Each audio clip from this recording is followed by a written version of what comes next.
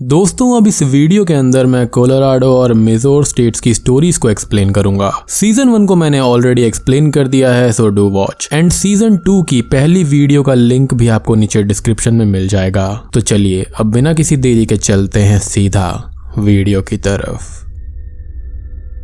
Colorado एक high altitude state है जहां पर ब्यूटीफुल माउंटेन्स हैं। इसी स्टेट के स्टैनली होटल में हॉरर लेजेंड स्टीफन किंग ने अपनी फेमस बुक द शाइनिंग को लिखा था। इस बुक के बाद ये होटल वर्ल्ड फेमस हो गया, जिसे देखने दुनिया भर से लोग आते हैं। आज की जो स्टोरी है वो इसी होटल के रूमर्स पर बेस्ड है। स्टार्टिंग में होटल का इंट्रोडक्टरी वीडियो दिखाया जाता है जहां पर एक आदमी होटल की खूबसूरती को एक्सप्लेन करता है। वो ये कहता है कि कई लोगों ने इस होटल को इतना लाइक किया है कि मरने के बाद भी वो इसी होटल में भूत की तरह रहते हैं। यहाँ के भूतों को गेस्ट बहुत पसंद हैं। वो किसी को भी दिख सकते हैं और जब तक रुकने वाले लोग इस होटल के रूल्स को फॉलो करेंगे तब तक वो भूत किसी को कुछ भी नहीं कहेंगे। वो आदमी होटल में मरने वाले लोगों के बारे में बताता है। द वॉलनबर्ग चिल्ड्रन, जिसको उनके नैनी ने ही पॉइजन डालकर मार डाला था। मशहूर सप्रानो सिंगर गिजेल ब्रुक्स की बॉडी भी होटल के बाथटब में मिली थी। Notorious cowboy cum craftsman killer Henry Plummer police के शूट आउट में मारा गया था। अब एक ग्रुप ऑफ टूरिस्ट इस होटल को देखने आते हैं, जिसके अंदर 3 इंस्टाग्राम इन्फ्लुएंसर्स भी शामिल हैं। इनके नाम होते हैं साइमन, कायल और लोगन। होटल में आते ही इन्हें रेड रम पीने को दी जाती है। होटल की केयर टेकर बिट्सी सभी को वेलकम करके ये कहती है कि होटल में वीडियो लेना, फोटो लेना मना है। प्रिवेसी यहाँ पर बेहद इंपॉर्टेंट है। अब ये तीनों इन्फ्लुएंसर्स रूम नंबर 212 में चेक इन करते हैं। साइमन ये कहता है कि रूमर्स के मुताबिक ये इस होटल का सबसे हॉन्टेड फ्लोर और सबसे हॉन्टेड रूम है। यहाँ पर एक काउबॉय गोस्ट विक्टिम्स को मारने से पहले वुड में उनकी मूर्तियां बनाता था, जिस पर लोगन इसको होक्स कहकर डिसमिस कर देती है। ये तीनों रूम के अंदर सेटल हो जाते हैं। जब साइमन कोक की बॉटल्स लेने बाहर जाता है तो उसे कुछ बच्चों के खेलने की आवाज सुनाई देती है, जो कि एक्चुअली में वहां पर नहीं होते। बिट्सी अब ग्रुप को होटल के टूर पर ले जाती है। वो एंट्रेंस पर लगे हुए शैंडलियर को दिखाकर ये कहती है कि ये एक पोर्टल है जिसको वॉर्टेक्स कहते हैं। यही होटल के सभी भूतों का एंट्री पॉइंट है। बिट्सी बाद में उन सभी को एक क्लोज्ड कर्टन के पास ले जाकर ये कहती है कि इन कर्टन्स के पीछे होटल के ओरिजिनल टनल्स हैं, जो कि काफी ज्यादा डेंजरस हैं, इसलिए इसके आगे जाना मना है। वो अब सारे के सारे गेस्ट को एक एक लॉलीपॉप देकर ये कहती है कि हमारे म्यूजिक रूम के चाइल्ड वाले जो भूत हैं उनको लॉलीपॉप बहुत पसंद है, इसलिए वो हमेशा गेस्ट के हाथों से उसे छीन लेते हैं। साइमन इस चीज को टेस्ट करने के लिए मोबाइल से वीडियो बनाने लगता है, जहाँ पर देखते ही देखते हवा में उसकी लॉलीपॉप गायब हो जाती है, जिसको देखकर वो थोड़ा सा क्यूरियस हो जाता है।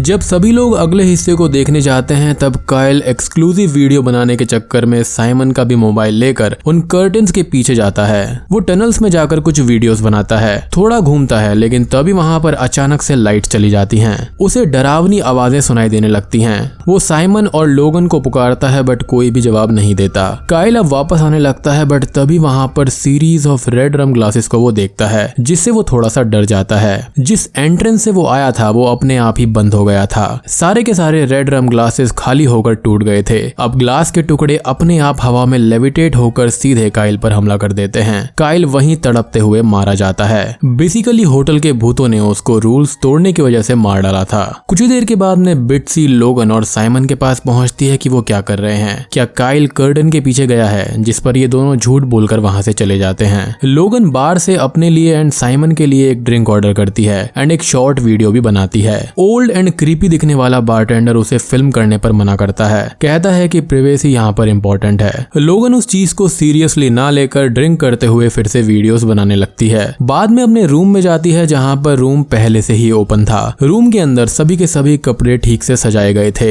वहाँ इन तीनों के लिए एक मैसेज भी था, stop filming, respect the dead, leave the hotel, get out now. Basically ghost इनको यहाँ से भगाना चाहते थे। लोगन को ये सब फनी लगता है और वो इस चीज को इंस्टाग्राम पर पोस्ट कर देती है। तभी उसको बाथरूम से कुछ आवाजें सुनाई देती हैं। देखने पर वहां पर काइल की वुड में बनाई गई एक मूर्ति थी। जैसे ही लोगन उसको छूती है वो एक दूसरे ही डायमेंशन में चली जाती है। उसके सामने किलर हेनरी प्लमर का भूत था, जो कि वुडन मूर्तियां बनाने के लिए इनफेमस था। वो लोगन की मूर्ति बना रहा था। लोगन उसे देखकर डर जाती है। वो उसको अपने रूम से जाने के लिए कहती है बट हेनरी प्लमर नहीं मानता।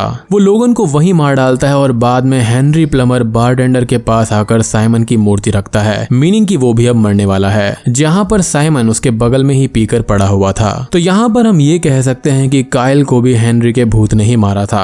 अब रात में कुछ ही देर के बाद में साइमन को होश आता है और वो लोगन को ढूंढते हुए अपने रूम में जाता है। बाथरूम लॉक हुआ था जिसके सामने ब्लड स्पिल था। साइमन ये देखकर पैनिक में आ जाता है। भूतों ने उसके मोबाइल को उसी रूम में रखा था जो कि अब बजने लगता है। उसको उठाने पर साइमन को वही इंट्रोडक्टरी वीडियो की ऑडियो सुनाई देती है। वो डर कर रूम से बाहर जाता है जहाँ पर कुछ बच्चे उसे पुकार रहे थे। साइमन उस वॉइस का पीछा करने लगता है तो उसको उसकी मूर्ति मिलती है और जैसे ही वो उसको छूता है लोगन की डेड बॉडी उसके सामने गिरती है। 5 वॉलनबर्ग किड्स उसके सामने आकर उसे डराने लगते हैं। साइमन वहां से भागकर एक रूम में छुप जाता है और इंस्टाग्राम पर अपने फॉलोअर से ये कहता है कि ये होटल रियल में हॉन्टेड है, प्लीज मुझको बचाओ। बाहर बच्चे उसके रूम के डोर को बैंग करने लगते हैं और जैसे तैसे करके साइमन डोर खोलता है। फौरन वहां से भागकर मेन एंट्रेंस पर जाता है और बच्चे भी उसका पीछा करके उसके ही पीछे बैठ जाते हैं। अब जैसे ही साइमन 911 पर कॉल करने लगता है तो होटल के सभी भूत उस पर हमला करके उसको भी मार डालते हैं और सभी गोस्ट बच्चे इस चीज को देखकर क्लैप करने लगते हैं।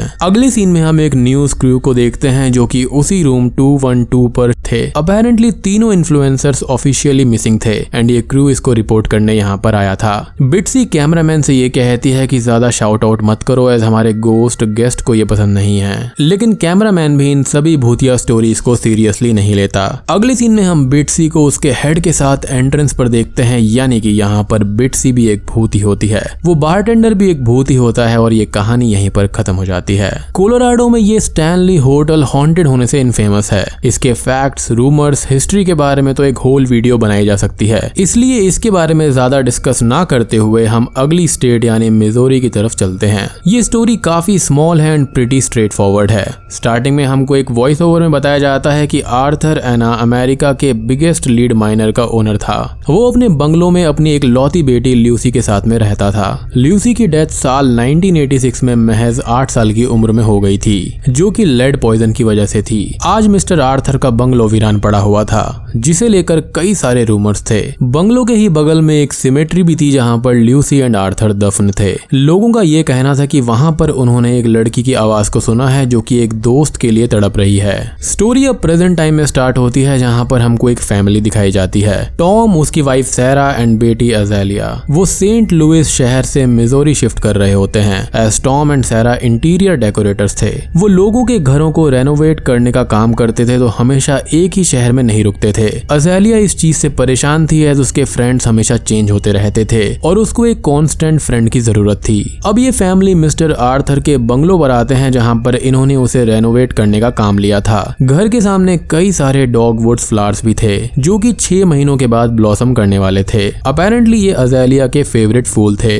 कार के सामने नीचे उतरते हुए अज़ेलिया को एक शैडो अपनी तरफ आते हुए दिखाई देती है। बाद में उसके डैड उसको एक डॉल गिफ्ट करते हैं जिसे वो बेहद पसंद करती है। कुछ ही देर के बाद में अज़ेलिया खेलते खेलते सिमेट्री पर आ जाती है जहां पर ल्यूसी की ग्रेव थी। उसको ग्रेव के सामने भी एक डॉल मिलती है और जैसे ही वो उसको उठाती है उसे ल्यूसी की आवाज सुनाई देती है। एक शैडो उसके पीछे से आते हुए दिखाई देती है, लेकिन जब वो मुड़कर देखती है तो वहां पर उसके डैड टॉम थे। टॉम उस डॉल को उसी ग्रेव स्टोन पर रखने के लिए कहता है। वो अज़ेलिया को समझाता है कि आर्थर की बेटी ल्यूसी उसी घर में मर गई थी। अब दोनों ही वापस घर में जाते हैं और बाद में हमें ल्यूसी का गोस्ट दिखता है जो कि उस डॉल को उठाता है। रात में अज़ेलिया अपने रूम में सो रही थी तब ल्यूसी उसे हॉन्ट करने लगती है। वो आवाज करके अज़ेलिया को जगाती है, उसकी चादर को खींचकर कहती है कि सिमेट्री के पास आओ। अज़ेलिया यहाँ पर डरकर जोर से चिल्लाती है। टॉम और सैरा आकर उसे चेक करते हैं तो अज़ेलिया के बगल में ल्यूसी की डॉल थी। टॉम उसको उस ग्रेव से उस डॉल को चुराने के लिए डांटता है। अज़ेलिया ये कहती है कि मैंने चोरी नहीं की है, बट कोई भी नहीं मानता।